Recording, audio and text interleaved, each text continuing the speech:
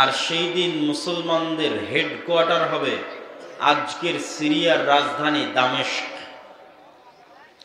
যেই দামেস্ক কিছুদিন পূর্বে মুজাহিদেরা বিজয় করেছে, সেই দামেস্ক।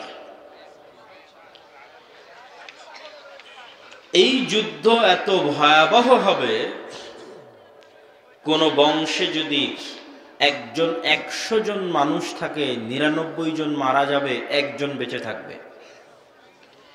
এই যুদ্ধ এত ভয়াবহ হবে, একটা পাখি যদি একটানা আকাশে উড়ে, লাশের সারি শেষ হবে না, লাশের গন্ধে পাখি পড়ে মারা যাবে, কিন্তু লাশের সারি শেষ হবে না। আল্লাহর নবী বলেন সাল্লাল্লাহু আলাইহি ওয়াসাল্লাম যে রোমান খ্রিস্টানদের সাথে তোমাদের একটা চুক্তি হবে। এই চুক্তির ভিত্তিতে তোমরা আর রোমান খ্রিস্টানেরা এক কমন শত্রুর বিরুদ্ধে লড়াই করবে। সেই কমন শত্রু কে হবে আল্লাহ ভালো জানে। রোমান খ্রিস্টান এবং মুসলমানেরা একসাথে কাঁধে কাঁধ মিলিয়ে এক কমন শত্রুর বিরুদ্ধে যুদ্ধ করবে। সেই যুদ্ধে তোমরা বিজয়ী হবে। বিজয়ী হওয়ার পর একজন রোমান খ্রিস্টান ক্রুশকে এভাবে উঁচিয়ে ধরে বলবে যে ক্রুশের জয় হোক, ক্রুশের কারণে বিজয় হয়েছে। তখন এক মুসলমানের গায়রাত, ইমানি গায়রাত জেগে যাবে, তখন সে ওই ক্রুশকে ভেঙে দিবে। যখন ক্রুশকে ভেঙে দিবে, তখন রোমান খ্রিস্টান আর মুসলমানেরা মুখোমুখি দাঁড়াবে। এই ক্রুশ ভাঙ্গার কারণে রোমান খ্রিস্টান আর মুসলমানেরা মুখোমুখি দাঁড়াবে পরস্পরের বিরুদ্ধে যুদ্ধ করার জন্য। শুধু ক্রুশ ভাঙ্গার কারণে একজন মুসলমান ক্রুশ ভেঙে দিবে। এই কারণে আল্লাহর নবী বলছেন, প্রায় 80টি পতাকার নিচে, প্রত্যেক পতাকার নিচে 12,000 করে সৈন্যবাহিনী থাকবে। প্রায় 80টি পতাকার নিচে, যে 80টি পতাকার প্রত্যেক পতাকার অধীনে 12,000 সেনা থাকবে, এরকম এক বিশাল সেনাবহর নিয়ে, 10 লক্ষাধিক সেনাবহর নিয়ে রোমান খ্রিস্টানেরা একত্রিত হবে মুসলমানদের বিরুদ্ধে যুদ্ধ করার জন্য। আর সেই দিন মুসলমানদের হেডকোয়ার্টার হবে আজকের সিরিয়ার রাজধানী দামেস্ক। যেই দামেস্ক কিছুদিন পূর্বে মুজাহিদেরা বিজয় করেছে, সেই দামেস্ক।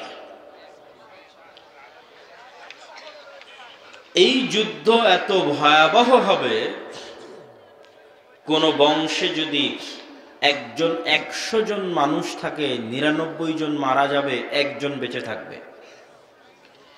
এই যুদ্ধ এত ভয়াবহ হবে, একটা পাখি যদি একটানা আকাশে উড়ে, লাশের সারি শেষ হবে না, লাশের গন্ধে পাখি পড়ে মারা যাবে, কিন্তু লাশের সারি শেষ হবে না। আর এই ভয়াবহ যুদ্ধে মুসলমানেরা যখন অবতীর্ণ হবে, তখন মুসলমানদের 3টে ভাগ হবে। মুসলমানদের 3 ভাগের 1 ভাগ এই যুদ্ধে আল্লাহর রাস্তায় শহীদ হয়ে যাবে। আল্লাহর নবী বলেন তারা পৃথিবীর সর্বশ্রেষ্ঠ শহীদ। মুসলমানদের 3 ভাগের 1 ভাগ এই যুদ্ধে পলায়ন করবে, যুদ্ধের মাঠ ছেড়ে দিয়ে। আল্লাহর নবী বলেন তাদের গুনাহ কোনোদিন ক্ষমা করা হবে না। যুদ্ধের মাঠ থেকে পালিয়ে যাওয়া কবিরা গুনাহ, জিহাদের মাঠ থেকে পালিয়ে যাওয়া, চলন্ত জিহাদের মাঠ ছেড়ে পালিয়ে যাওয়া কবিরা গুনাহ। কিন্তু ওই চলন্ত জিহাদের মাঠ থেকে যে পালিয়ে যাবে, ওটার ক্ষমা হবে না। অন্য জিহাদের মাঠ থেকে কেউ পালিয়ে গেলে তওবা করলে ক্ষমা হতে পারে, আল্লাহর ইচ্ছা। কিন্তু ওই ভয়ঙ্কর ভয়াবহ যুদ্ধে, যেটা রোমানদের বিরুদ্ধে হবে, খ্রিস্টানদের বিরুদ্ধে হবে, 3 ভাগের 1 ভাগ মুসলমান পালিয়ে যাবে, তাদের কোনোদিন ক্ষমা করা হবে না। আর 3 ভাগের 1 ভাগ মুসলমানকে আল্লাহ খ্রিস্টানদের উপর বিজয়ী করবেন। আল্লাহু আকবার। আর ওই 1 ভাগ মুসলমান কোনোদিন ফিতনার মধ্যে পতিত হবে না। বলেন আল্লাহু আকবার। যে 1 ভাগ মুসলমান ওই যুদ্ধে বিজয়ী হবে, তারা কোনোদিন এই যুদ্ধের পরে আর কোনো ফিতনার মধ্যে পতিত হবে না। এই যুদ্ধে বিজয়ের পর মুসলমানেরা তাদের তরবারি, রাইফেল, গুলি যেটিই থাকুক কোনো গাছের সাথে ঝুলিয়ে বিশ্রাম নিবে। শয়তান আড়াল থেকে বলবে, দাজ্জাল তোমাদের বাড়িতে প্রবেশ করে গেছে। তাড়াহুড়ো করে মুজাহিদেরা অস্ত্র হাতে নিয়ে দামেস্ক নগরীতে ফিরে আসবে দাজ্জালের বিরুদ্ধে প্রস্তুতি নেওয়ার জন্য। কিন্তু আসার পথে তারা বুঝবে যে ঘটনা মিথ্যা, দাজ্জাল তখন বের হয়নি। কিন্তু দাজ্জাল বের হওয়ার পরিবেশ আসলে তৈরি হয়ে গেছে, তারাও বুঝতে পারবে। যখন দামেস্কে ফিরে আসবে, দামেস্কের কোন এক মসজিদে ঈসা আলাইহিস সালাতু ওয়াস সালাম এই যুদ্ধের পরবর্তী সময়ে এই মুজাহিদদের মধ্যেই দুই ফেরেশতার কাঁধে ভর দিয়ে দামেস্কের কোন এক মসজিদের, মুফাসসির মুহাদ্দিসদের দাবি জামে মসজিদ উমাইয়াদের তৈরি দামেস্কের সবচেয়ে বড় জামে মসজিদ, জামে মসজিদ আল উমাবি, যেখানে দাঁড়িয়ে খুতবা দিয়ে মুজাহিদদের নেতা তাদের বিজয়ের ঘোষণা দিলেন, সেই মসজিদে মুফাসসির মুহাদ্দিসরা বলেন যে এই মসজিদেই তিনি অবতরণ করবেন। তখন তিনি অবতরণ করবেন, তারপরে তো অবশ্যই দাজ্জালের বিরুদ্ধে যুদ্ধ হবেই। দাজ্জালের বিরুদ্ধে যুদ্ধের কথা বলা আছে যে ঈসা আলাইহিস সালাতু ওয়াস সালাম দাজ্জালকে ধরার জন্য জেরুজালেমের উদ্দেশ্যে রওনা দেবেন। জেরুজালেমের বাব আল লুদ নামক দরজার সামনে তিনি দাজ্জালকে হত্যা করবেন। দাজ্জাল ঈসা আলাইহিস সালাতু ওয়াস সালামকে দেখে পানির মতো গলতে থাকবে, লবণ যেভাবে গলে, কিন্তু গলে শেষ হওয়ার আগে ঈসা আলাইহিস সালাম তাকে হত্যা করবেন নিজে হাতে। তো এত লম্বা ঘটনা কোন প্রেক্ষিতে বললাম? যে ঈসা আলাইহিস সালাম পৃথিবীতে নেমে আল্লাহর নবী বলছেন তিনি ক্রুশ ভেঙে দিবেন। কেন ভাঙবেন? এত বড় যুদ্ধের শুরুই তো হলো ক্রুশ ভাঙাকে কেন্দ্র করে। ফলত মুসলমানেরা যখন বিজয়ী হবে, সারা পৃথিবী থেকে ক্রুশ উঠে যাবে, শুকুরের গোস্তকে হারাম করে দিবেন। আর ৩ নাম্বার কি করবেন? এটা আমাদের আজকের আলোচ্য বিষয়ের মূল পয়েন্ট।